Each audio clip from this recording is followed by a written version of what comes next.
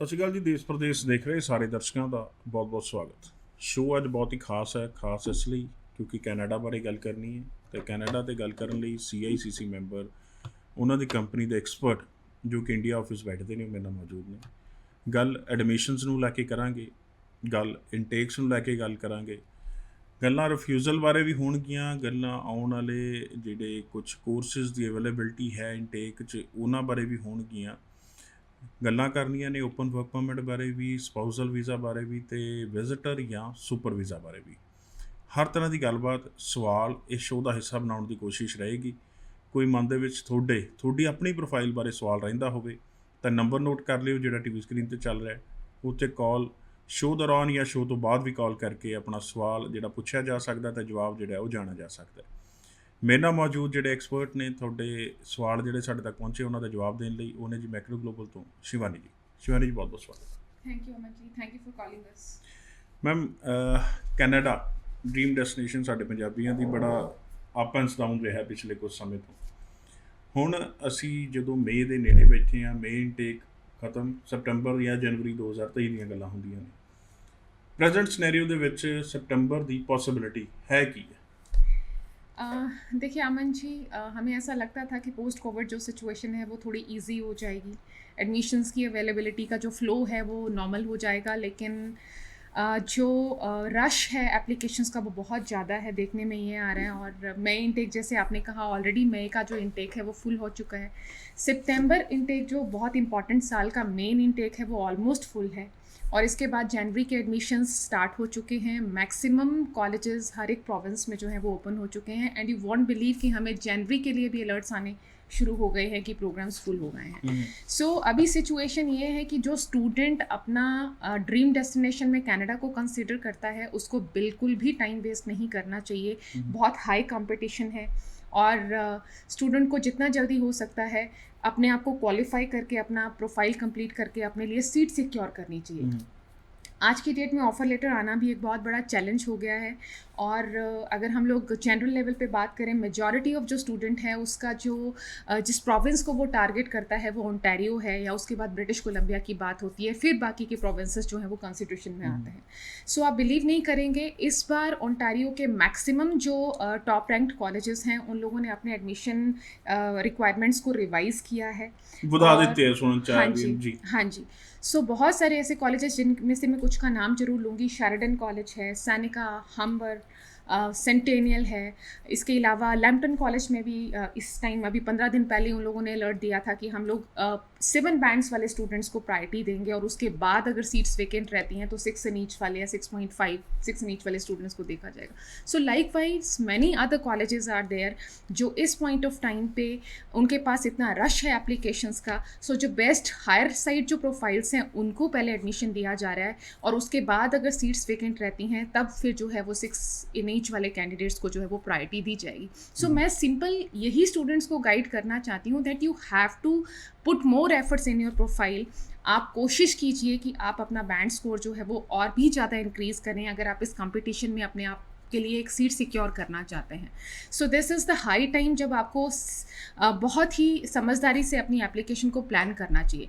Otherwise और भी ऐसे कुछ कॉलेजेस हैं, अगर हम कॉनेस्टोगा की बात करें, कैम्ब्रन कॉलेज की बात करें, या फिर नॉर्दर्न कॉलेज है, सॉल्ट कॉलेज है। सो ये ऐसे कॉलेजेस हैं जो आपको 6 इन ईच के साथ एडमिशन जो है वो डेफिनेटली दे देंगे, और ऑफर लेटर आने की भी पॉसिबिलिटीज़ हैं। लेकिन अगर स्टूडेंट पर्टिकुलर है कि उसने शेरिडन, हम्बर, सैनिका, सेंटेनियल जैसे कॉलेजेस को, लैम्पटन जैसे कॉलेजेस को टारगेट करना है, तो फिर आपको अपने जो है वो प्रोफाइल पे वर्कआउट करना पड़ेगा। 70% से प्लस आपके जो है वो एकेडमिक स्कोर्स होने चाहिए, तभी आप इन कॉलेजेस में अपने लिए सीट सिक्योर कर सकते हैं। एडिशनली मुझे स्टूडेंट्स को ये चीज़ भी कहनी है कि एप्लीकेशंस का रश होने की वजह से ये जो सामने सिनेरियो आया है, और स्टूडेंट्स को बहुत ही ब्रिलियंट तरीके से अपनी एप्लीकेशन को आगे जो है वो प्लान करना चाहिए, और अपनी चॉइस को फ्लेक्सिबल रखना चाहिए। आप एक कॉलेज में अपना ऑफर लेटर अप्लाई करके जो है वो रिलाई नहीं कर सकते, आपको साइमल्टेनियसली 2-3 कॉलेजेस में जो है वो प्रोसेस करना पड़ेगा। और जो आने वाला ग्रेड 12 जो सेशन है, जिनके एग्ज़ाम्स अभी होने वाले हैं, उन स्टूडेंट्स के लिए मेरा स्पेशल मैसेज है कि आप डेफिनेटली जनवरी 2023 के लिए अपना एजुकेशन प्लान कर सकते हैं, या फिर अगले जो नेक्स्ट इनटेक्स होंगे उसके लिए आप क्वालिफाई करेंगे। So still you have time कि आप अपने ग्रेड 12 के जो एग्ज़ाम्स होने वाले हैं उसमें अपना बेस्ट एफर्ट्स डालें और ज़्यादा से ज़्यादा अपना जो है वो एकेडमिक स्कोर टारगेट करें। जी। सो ऑप्शनस ਹੈਗੀਆਂ ਨੇ ਜੀ, ਪਰ ਥੋੜੀ ਰਿਕੁਆਇਰਮੈਂਟ ਓਨਟਾਰੀਓ ਨੂੰ ਜ਼ਰੂਰ ਵਧਾ ਦਿੱਤੀਆਂ। ਕੁਝ ਕਾਲਜਸ ਦਾ ਮੈਮ ਨਾਮ ਲੈ ਵੀ ਚੁੱਕੇ ਨੇ। ਉਹਨਾਂ ਸੰਬੰਧੀ ਕੋਈ ਜਾਣਕਾਰੀ ਆਪਣੀ ਪ੍ਰੋਫਾਈਲ ਨਾਲ ਰਿਲੇਟਡ ਲੈਣੀ ਹੈ ਤਾਂ ਫੁੱਲ ਅਸੈਸਮੈਂਟ ਲਈ ਇਹਨਾਂ ਦੇ ਆਫਿਸ ਵਿਜ਼ਿਟ ਕਰ ਸਕਦੇ ਹੋ, ਚਾਹੇ ਉਹ ਖੰਨਾ ਆਫਿਸ ਹੈ ਜਾਂ ਮੋਹਾਲੀ ਆਫਿਸ ਹੈ, ਕਿਸੇ ਵੀ ਆਫਿਸ ਤੁਸੀਂ ਵਿਜ਼ਿਟ ਕਰਨਾ ਚਾਹੁੰਦੇ ਹੋ ਅਪਾਇੰਟਮੈਂਟ ਲੈ ਕੇ ਮਿਲ ਸਕਦੇ ਹੋ। ਮੈਮ ਜਿਵੇਂ ਓਨਟਾਰੀਓ ਦੇ ਖਾਸ ਕਰ ਕੁਝ ਜਿਹੜੇ ਨਾਮੀ ਕਾਲਜਸ ਦਾ ਤੁਸੀਂ ਨਾਮ ਲਿਆ, ਉਹਨਾਂ ਨੇ ਆਪਣੀ ਰਿਕੁਆਇਰਮੈਂਟ ਵਧਾ ਦਿੱਤੀ। ਇਹਦੇ ਨਾਲ ਰਸ਼ ਅਦਰ ਕਾਲਜਸ ਦੇ ਵਿੱਚ ਵਧੇਗਾ, ਬਿਕੋਜ਼ ਪਹਿਲੇ 1 'ਚ 5.5 ਵਾਲੇ ਬਹੁਤ ਨੇ, ਕ੍ਰਾਈਟੇਰੀਆ 7 ਬੈਂਡ ਵਾਲਾ ਤਾਂ ਬਹੁਤ ਘੱਟ, ਫਿਰ ਉਸ ਤੋਂ ਬਾਅਦ ਅਦਰ ਪ੍ਰੋਵਿੰਸਿਸ ਦੇ ਵਿੱਚ ਰਸ਼ ਵਧੇਗਾ। ਇਹਦੇ ਨਾਲ देखते हुए कारण भी रहेगा। देखिए अमन जी, ऐसा है कि सभी प्रोविंसेस में बहुत सारे गवर्नमेंट इंस्टीट्यूशंस हैं जो स्टूडेंट्स को अकोमोडेट करते हैं 6 and नीच के साथ भी। ਹੁਣ ਓਨਟਾਰੀਓ ਦੇ ਵਿੱਚ ਵੀ ਗੱਲ ਕਰੀਏ ਬਹੁਤ ਨੇ, ਜੇ ਕਾਲਜਸ ਨੂੰ ਛੱਡ ਦਈਏ अदर ऑप्शंस बहुत बचਦੀਆਂ ਨੇ। आप बिलीव नहीं करेंगे, अगर हम शेरिडन की भी बात करें तो ये शेरिडन का भी जो एडमिशन रिक्वायरमेंट है वो 6 and नीच का ही है आइल्स लेवल पे, लेकिन नंबर ऑफ एप्लीकेशंस इतने ज़्यादा हो जाते हैं कि कॉलेज के पास एक चॉइस बन जाती है कि आप जो बेस्ट प्रोफाइल्स हैं, जो हायर साइड प्रोफाइल्स हैं, उनको पहले ऑफर लेटर्स देके उसके बाद जिस तरीके से भी हायरार्की बनती है उस तरीके से ऑफर लेटर्स दिए जाएं। सो प्रैक्टिकली स्टूडेंट को ये चीज़ ज़रूर माइंड में रखनी पड़ेगी, और ऐसी बात नहीं है कि आप ओंटारियो में अकोमोडेट नहीं हो पाएंगे। मैनी अदर कॉलेजेस होना जी, ਹੁਣ ਤਾਂ ਸਿਸਟਮ ਵੀ ਜੇ ਪੰਜਾਬੀ ਦੀ ਗੱਲ ਕਰੀਏ 2 ਆਪਸ਼ਨ ਲੈ ਕੇ ਚੱਲਣੀਆਂ ਪੈਣੀਆਂ। ਜੇ ਸ਼ੈਰਿਡਨ ਹੰਬਰ ਇੱਧਰ ਪਾ ਲਈ 6 ਇੰਚ ਨਾਲ 6.5 ਇੰਚ ਨਾਲ, सेकंड ऑप्शन लेके चले, पता नहीं उधर नंबर आना कि नहीं। हाँ जी डेफिनेटली, और इसके साथ साथ मैं ये भी कह दूं कि अलग अलग प्रोविंसेस में बहुत सारे ऑप्शंस अवेलेबल हैं। अगर हम ब्रिटिश कोलंबिया की बात करें, काफ़ी सारे ऐसे कॉलेजेस हैं जो 6 and नीच के साथ आपको ऑफर लेटर लेते हैं, लेकिन एक चीज़ जो हम लोगों को लॉजिकली अंडरस्टैंड करनी चाहिए वो ये है कि ऑफर लेटर देना जो है या ऑफर लेटर रिटेन करना सिर्फ कॉलेज तक एक लिमिटेड जो है वो एक फैक्टर रह जाता है। बेसिकली हम लोगों को टारगेट करना है वीज़ा के लिए, और visa has to be given by the high commission only. So overall level पे हम लोगों को अपना प्रोफाइल कैलकुलेट करना होता है। At first stage we have to see कि हम लोगों के पास टाइमली एक रेलिवेंट ऑफर आए एक गवर्नमेंट इंस्टीट्यूशंस की तरफ से, उसके बाद हम लोगों की एप्लीकेशन जो है वो सही तरीके से कंपाइल करके हाई कमीशन में फ़ाइल की जाए, और वहाँ पे एक अलग लेवल का जो एक कंपटीशन है वो एग्जिस्ट करता है। सो ओवरऑल मेरा ओपिनियन यही है स्टूडेंट्स को लेके कि इससे पहले जो स्टूडेंट्स प्लान करते थे कि एक मॉड्यूल में 5.5 बैंड्स के साथ हम चांस ले लेते हैं, या किसी सेमी गवर्नमेंट कॉलेज में या प्राइवेट कॉलेज में हम अपना एप्लीकेशन डाल लेते हैं, इस तरीके के काफ़ी सारे अट्रैक्शंस मार्केट में एग्जिस्ट करते हैं अभी भी। सो उन चीज़ों से आपको अपने आप को रिस्ट्रिक्ट करना है, प्रिकॉशंस लेने हैं, और कोशिश करना है कि एसडीएस प्रोफाइल में ही आप अपना एप्लीकेशन फाइल करें, क्योंकि जिस तरीके का रश इस टाइम हम लोग मार्केट में देख रहे हैं पर्टिकुलरली कनाडा के लिए वो बहुत हाई लेवल पे है, और उसमें से अपने लिए एक ऑफर लेटर रिटेन करना, अपने लिए वीज़ा सिक्योर करना एक चैलेंजिंग सा एक सिचुएशन इस पॉइंट ऑफ टाइम पे बना हुआ है। सो स्टूडेंट को हर तरीके से जो है वो वर्कआउट करना, हार्ड वर्क करना बहुत ज़्यादा ज़रूरी है। ਸੋ ਮੈਕਰੋ ਗਲੋਬਲ ਤੁਹਾਡੀ ਹੈਲਪ ਕਰ ਸਕਦਾ ਜੀ ਤੁਹਾਡੀ ਆਲ ਆਪਸ਼ਨਸ ਦੀ ਅਸੈਸਮੈਂਟ ਲਈ। ਉਹਦੇ ਲਈ ਤੁਸੀਂ ਇੰਨਾ ਕੁ ਕਰਨਾ, ਜਿਹੜਾ ਨੰਬਰ ਟੀਵੀ ਸਕਰੀਨ ਤੇ ਚੱਲ ਰਿਹਾ ਤੇ ਕਾਲ ਕਰਕੇ ਅਪਾਇੰਟਮੈਂਟ ਲੈ ਲੈਣੀ ਹੈ, ਜਿਹੜਾ ਆਫਿਸ ਨੇੜੇ ਪੈਂਦਾ ਉੱਥੇ ਵਿਜ਼ਿਟ ਕਰ ਲੈਣਾ, ਤੇ free of cost counselling assessment ਜਿਹੜੀ ਉਹ ਕਰਾਈ ਜਾ ਸਕਦੀ ਹੈ। ਹੁਣ ਇਨਟੇਕਸ ਦੀ ਗੱਲ ਤਾਂ ਅਸੀਂ ਕਰ ਹੀ ਰਹੇ ਹਾਂ, ਨਾਲ ਦੀ ਨਾਲ ਥੋੜ੍ਹੀ ਜਿਹੀ ਪ੍ਰੋਫਾਈਲਸ ਰਿਲੇਟਡ ਵੀ ਮੈਂ ਗੱਲ ਕਰਨੀ ਚਾਹੁੰਦਾ, ਕਿਉਂਕਿ ਕਾਫੀ ਦੇਰ ਤੋਂ ਕੀ ਹੋ ਰਿਹਾ, ਰਿਜ਼ਲਟ ਨਹੀਂ ਆਉਂਦੇ ਤਾਂ ਡੈਫਰ ਹੁੰਦੀਆਂ ਵੀ ਕਾਫੀ ਪ੍ਰੋਫਾਈਲ ਜਿਹੜੀਆਂ ਚੱਲੀਆਂ ਆਉਂਦੀਆਂ, ਅੱਧੀਆਂ ਸੀਟਸ ਤਾਂ ਉਹ ਵੀ ਭਰ ਦਿੰਦੀਆਂ। ਹਾਲੇ +2 ਦੇ ਐਗਜ਼ਾਮ 2022 ਦੇ ਨਹੀਂ ਹੋਏ, ਨੇੜੇ ਨੇ, ਹੋਣ ਵਾਲੇ ਨੇ, ਲੇਟ ਨੇ, ਉਹਦੇ ਨਾਲ ਵੀ ਕੋਈ ਇੰਪੈਕਟ ਪਏਗਾ ਵੀ ਜਦੋਂ ਉਹ ਵੀ ਬੱਚੇ ਆ ਗਏ ਮਾर्केट ਦੇ ਵਿੱਚ ਤੇ फिर रश और बढ़ जाना। देखिए अमन जी, हम ऑलरेडी आई वुड से कि हम ऑलरेडी एक इनटेक एडवांस चल रहे हैं, रादर 2 इनटेक एडवांस चल रहे हैं, क्योंकि इस पॉइंट ऑफ टाइम पे जो एडमिशन ਜਿਹੜੇ जुलाई इनटेक, सितंबर इनटेक या रोलिंग इनटेक्स दे रहे हैं कुछ यूनिवर्सिटी कॉलेजेस, फिर ਉਹਨਾਂ ਵੱਲ रश ਵਧੇਗਾ। हाँ जी हो सकता है, लेकिन कनाडा में ऐसे बहुत कम इंस्टीट्यूशंस हैं जो आपको रोलिंग इनटेक्स देते हैं। 1 या 2 यूनिवर्सिटीज़ हैं जो साल में 4 इनटेक्स निकालती हैं। सो ये भी बच्चे को माइंड में रखना पड़ेगा। ऑब्वियसली अगर आपको सितंबर में कोर्सेज नहीं मिलते हैं, आपको जनवरी के लिए अपनी एजुकेशन प्लान करनी है, जनवरी में नहीं तो आपको नेक्स्ट इनटेक के लिए अपने आप को प्लान करना है, लेकिन आप अपना टाइम वेस्ट ना कीजिए। बहुत सारे ऐसे भी ऑफर्स जो हैं वो साइमल्टेनियसली रन हो रहे हैं, जहाँ पे कंडीशनल ऑफर्स जो हैं वो आपको कॉलेजेस ने अनाउंस किए हैं। कॉनेस्टोगा कॉलेज है या शेरिडन कॉलेज है, कुछ और भी ऐसे इंस्टीट्यूशंस हैं जो कंडीशनल ऑफर्स पे आपको एंटरटेन करते हैं। सो ये टाइम है जब आपको बिल्कुल भी अपना जो है वो किसी भी तरीके से टाइम रिस्क नहीं करना और जल्दी अपनी एजुकेशन को प्लान करना है, है, टारगेट करना है। एक छोटा सा अलर्ट मैं ज़रूर देना चाहती हूँ सितंबर 2022 के लिए।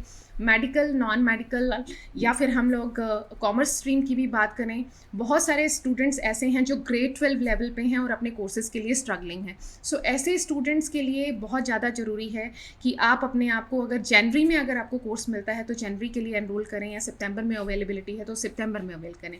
मेडिकल वाले जो स्टूडेंट्स हैं, जिन लोगों के पास फिजिक्स, केमिस्ट्री, बायो के सब्जेक्ट्स रहे हैं ग्रेड 12 पे, उनके लिए एक छोटा सा अलर्ट है। हेल्थ केयर में बहुत सारे स्टूडेंट्स अपने लिए कोर्सेज ढूंढते हैं। So health care, coast mountain college British Columbia में डिप्लोमा सोशल सर्विस वर्कर जो हेल्थ केयर इंडस्ट्री से ही रिलेटेड है, this is still open for September 2022। So आप जितना जल्दी हो सकता है इस कॉलेज के लिए अपनी एप्लीकेशंस डालिए।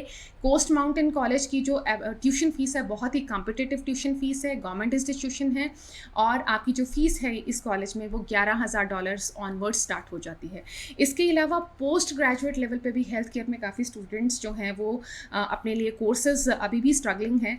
सो जो लोगों ने बीएससी मेडिकल या फिर जीएनएम किया है, या फिर आप लोगों ने एएनएम किया है, इस तरीके के जो कोर्सेज हैं आपने किए हैं, आप post graduate diploma health care management Cape Breton university Nova Scotia में अभी भी सितंबर इनटेक के लिए ओपन है। बहुत ही डिमांडिंग कोर्स है। सो नोवा स्कोचिया में post graduate diploma health care management, इसके साथ साथ northern college Ontario, it's again a very highlighting announcement, आप प्लीज़ इसको माइंड में रखिए।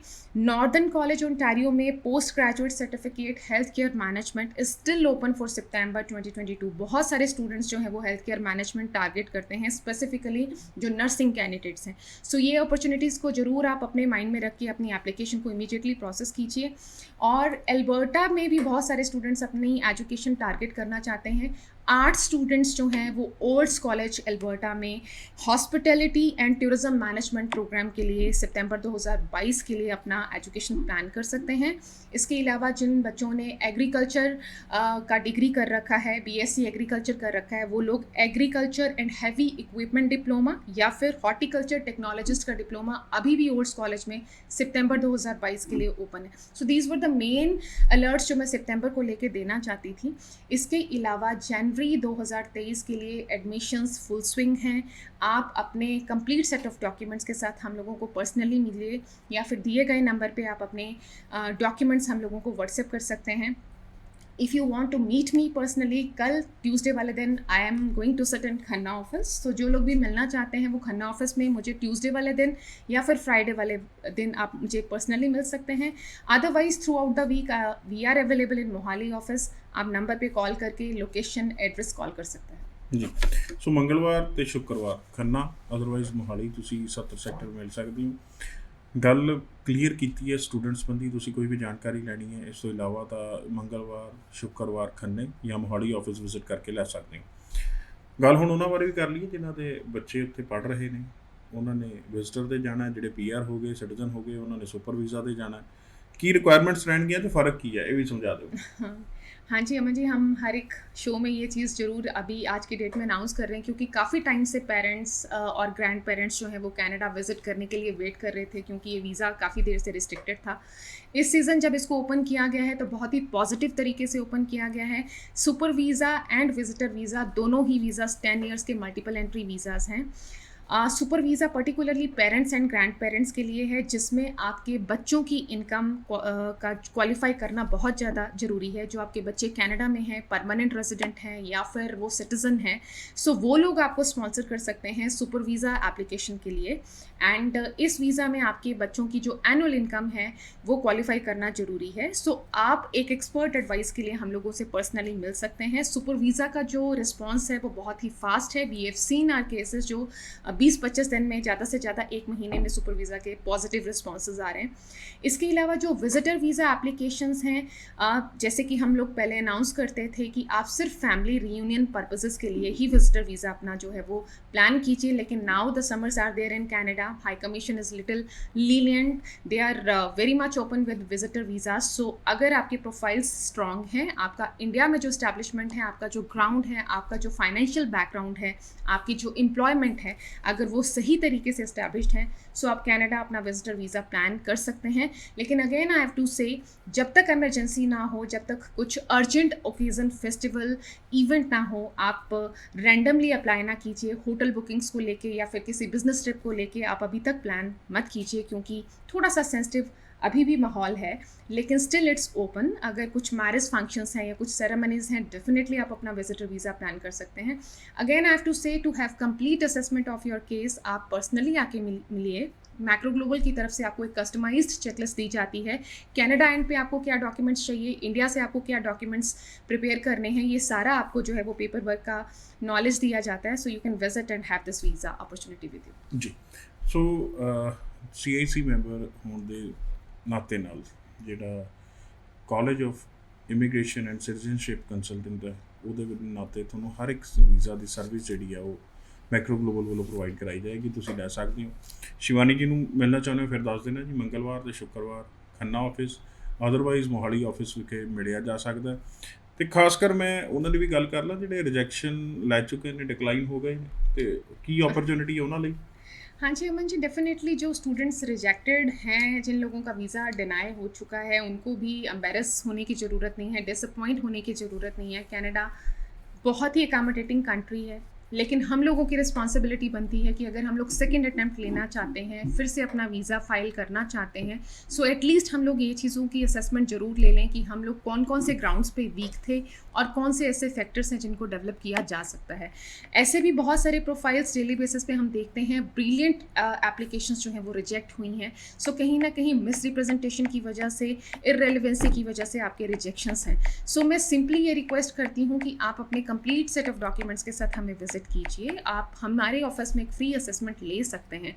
जो लोग एकेडमिक ग्राउंड पे रिजेक्शन है जिनका, या फिर लैंग्वेज ग्राउंड पे रिजेक्शन है, उन लोगों को मेरा ओपिनियन है, मेरी रिक्वेस्ट है कि काइंडली अपने आप को कंसंट्रेट कीजिए, अपने आइल्स पे वर्कआउट कीजिए, क्योंकि मैं हमेशा कहती हूँ कि लैंग्वेज एक ऐसा फैक्टर है जो आपकी सारे वीकनेसेस को ओवरकम करता है। सो अगर आप एकेडमिकली कहीं पे भी थोड़ा सा मार्जिन है, थोड़ा वीक साइड पे हैं, सो आप अपनी लैंग्वेज को उस लेवल पे इम्प्रूव कीजिए। आइल्स में ऑर्डिनरी रिक्वायरमेंट की जगह पे आप हायर साइड जो है वो अपने स्कोर लीजिए, ताकि आपकी जो एकेडमिक्स हैं वो बैलेंस हो जाएं। सो ये कुछ टिप्स हैं जिसको आप अपना ज़रूर अपनी इम्प्रूवमेंट कीजिए। इस ग्राउंड पे अगर आप अपना रीफाइल करते हैं तो डेफिनेटली वीज़ाज़ आने के चांसेस हैं।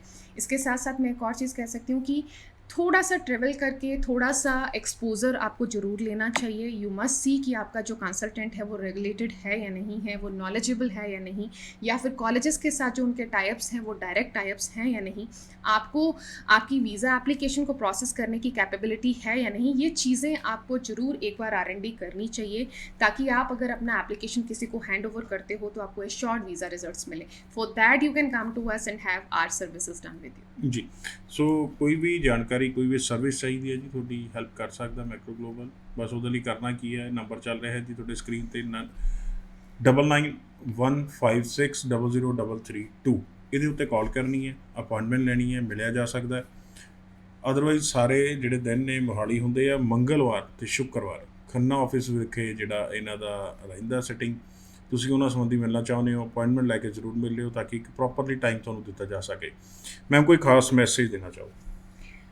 अमन सर, मेरा जो मैसेज है वो स्टूडेंट्स को लेके ही है, और मैं ये कह सकती हूँ कि जितने भी कंट्रीज़ वर्ल्ड में हैं, out of those countries Canada is a country जो आपको ओपनली इनवाइट कर रहा है, आपको एकोमोडेट करता है, आपको एजुकेशन के बाद पूरे सेटलमेंट के चांसेस देता है। सो अगर आपका रूट एजुकेशन है तो आपको ज़रूर अपने आप को एजुकेशन के लिए प्रिपेयर करना चाहिए।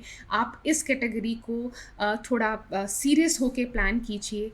आने वाले जो स्टूडेंट्स हैं, जिन लोगों ने ग्रेड 12 के एग्ज़ाम्स देने हैं, प्लीज़ माइंड में रखिए कि अगर आप टॉप रैंक्ड कॉलेजेस को टारगेट करना चाहते हैं या गवर्नमेंट कॉलेजेस को टारगेट करना चाहते हैं, ओंटारियो ब्रिटिश कोलंबिया के कॉलेजेस को, यूनिवर्सिटीज़ को टारगेट करना चाहते हैं, you have to have 70% plus in your academic records. So उस तरीके से अपनी एजुकेशन, अपने एग्ज़ाम्स में अटैम्प्ट कीजिए। आइल्स अगर आपने अभी अटैम्प्ट करना है, 6 से नीच की रिक्वायरमेंट है ग्रेड 12 वाले स्टूडेंट्स के लिए, लेकिन स्टिल आई वुड इंसिस्ट कि आप कोशिश कीजिए 6.5-7 बैंड्स का टारगेट आप रखिए, ताकि आप जहाँ चाहें वहाँ आपको एडमिशन्स मिल सकें। एंड एक और चीज़ मैं साथ में ऐड करना चाहती हूँ, don't believe on the attractions या फिर ऑप्शंस जो आपको मार्केट में दिए जाते हैं, पे फीस आफ्टर वीज़ा, या फिर कम आइल्स ग्राउंड के साथ आप अपना जो है वो 5.5 के साथ आपकी वीज़ा के चांसेस एज सच आज की डेट में ये चीज़ों की पॉसिबिलिटीज़ नहीं है। अगर आप कंप्लीट केस हैं, किसी तरीके का रिस्क नहीं है, तभी आप अपना वीज़ा जो है वो टारगेट कर सकते हैं। So this you have to think about, and rest एक एक्सपर्ट एडवाइस के लिए आप पर्सनली विजिट कीजिए, ताकि आप फ्लॉलेस वीज़ा का जो प्रोसीजर है वो देख सकें। ਜੀ ਸੋ ਬਹੁਤ ਬਹੁਤ ਧੰਨਵਾਦ ਮੈਮ ਸ਼ੋਅ Thank ਦੇ you. ਵਿੱਚ ਆਉਣ ਲਈ, ਤੇ ਤੁਹਾਡਾ ਵੀ ਬਹੁਤ ਬਹੁਤ ਧੰਨਵਾਦ ਸ਼ੋਅ ਦੇ ਨਾਲ ਜੁੜਨ ਲਈ। ਕੋਈ ਜਾਣਕਾਰੀ ਰਹਿ ਗਈ ਹੋਵੇ ਤਾਂ ਹੁਣ ਡਾਇਰੈਕਟਲੀ ਇਹਨਾਂ ਦੇ ਨੰਬਰ ਤੇ ਕਾਲ ਕਰ ਸਕਦੇ ਹੋ। ਇਹ ਸ਼ੋਅ ਨੂੰ ਇੱਥੇ ਖਤਮ ਕਰਦੇ ਹਾਂ ਜੀ, ਦਿਓ ਇਜਾਜ਼ਤ, ਸਤਿ ਸ਼੍ਰੀ ਅਕਾਲ।